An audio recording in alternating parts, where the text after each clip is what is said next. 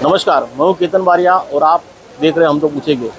बरसात जो है 3 दिन से सतत गिर रही है और इस भरी बरसात में भी आपको बताता हूं कि यहां पर मीरा भाईंदर महानगर पालिका मुख्यालय के बाहर कुछ गृहिणियां जो है अपने घर से बाहर निकलकर तीव्र आंदोलन कर रही है और आपको उनके नेता या डॉक्टर प्रीति पाटिल भी उनके साथ में है, तो उनसे ही रूबरू होते हैं कि आखिरकार क्या विषय है। भरी बरसात में गृहिणियों को लेकर बाहर आने की क्या ज़रूरत पड़ी और क्या विषय और क्या मांग पालिका प्रशासन ने रखी है।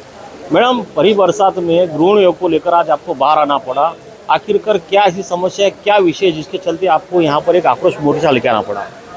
इसलिए आना पड़ा क्योंकि 10-10, 15-15 साल से जो बिल्डिंग टूटी पड़ी है उनका FSI कम मिल रहा है उनको, और अभी उन्होंने जो भी उनकी पूर्तता थी सब कर दिए। 24 मीटर के ऊपर हाइट के ऊपर नहीं जा सकते, सब रहीवासी उसमें समा नहीं पा रहे, तो आधों को न्याय मिलेगा, आधों को न्याय नहीं मिलेगा, ये एक व्यथा है। और जो गाँवठन का विषय है कि गाँवठन में एक ही बिल्डिंग में सबको संभालेंगे तो हम लोगों के गांव भी नष्ट हो जाएंगे, ऐसे अनेक विषय है, इसके लिए मैं आई हूँ। ये कौन सा गाँवठन है और मीरा भाईंदर में कौन से जगह पे ये मौजूद है गाँवठन? गाँवठन खारी गाँव, राही, मुर्दा, मोरवा, नवघर। इसमें कितनी बिल्डिंगें, इमारतें जो 14-15 साल से तोड़ दी गई है और कितने परिवार इसमें जो है आज दर भटक रहे हैं? अभी खारी गाँव की बात लेंगे तो कम से कम 6-7 बिल्डिंग तो डिमोलिश होकर 10-10, 15-15 साल से इंतजार करते बैठी है कि आज बनेगी, कल बनेगी, और शासन के नए नए नियम आते हैं। UDCP अभी 2020 में UDCP आया है, उसमें CC, अगर बिल्डिंग को CC रहेगी तो ही पुनर्विकास कर सकते हैं। इसी एक चीज़ के लिए बिल्डिंग अटकी पड़ी है। मगर जहाँ तक मैं जानता हूँ आप भी किसी राजनीतिक पार्टी से बिलोंग करती है और आप सत्ता में भी है, और आपके ही सरकार ने कस्टल योजना का जो है लोगों के लिए एक वरदान दिया है कि जो जूनी पुरानी इमारतें हैं उनको कस्टल के योजना के तहत ही एकत्र होकर वो उनका फिर से पुनर्वसन किया जाएगा, ऐसा मुख्यमंत्री ने डिक्लेयर जाहिर किया था। बावजूद उसके आप वो कस्टल योजना क्यों नहीं लेना चाहती और उसका फ़ायदा क्यों नहीं होना चाहिए आपके इलाके में?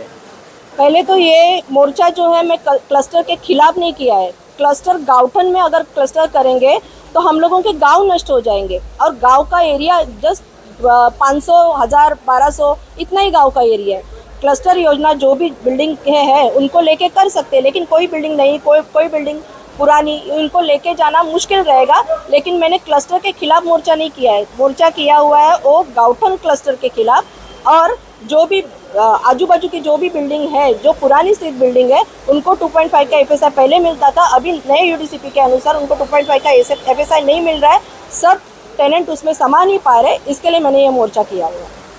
जहाँ तक ये जानकारी आपको भी होगी कि मुख्यमंत्री ने ऐसी समस्या को मद्देनजर रखते हुए अपने खुद के विधानसभा क्षेत्र में ठाणा में कुछ ऐसी छूट दी गई जहाँ पर जिनकी जूनी पुरानी इमारत जिनको OC/CC नहीं है उनका भी पुनर्निर्माण हो रहा है, तो क्यों उनके ही विधानसभा क्षेत्र को मीरा भाईंदर क्षेत्र में क्या वो योजना लागू नहीं हो सकती या वो करना नहीं चाहते?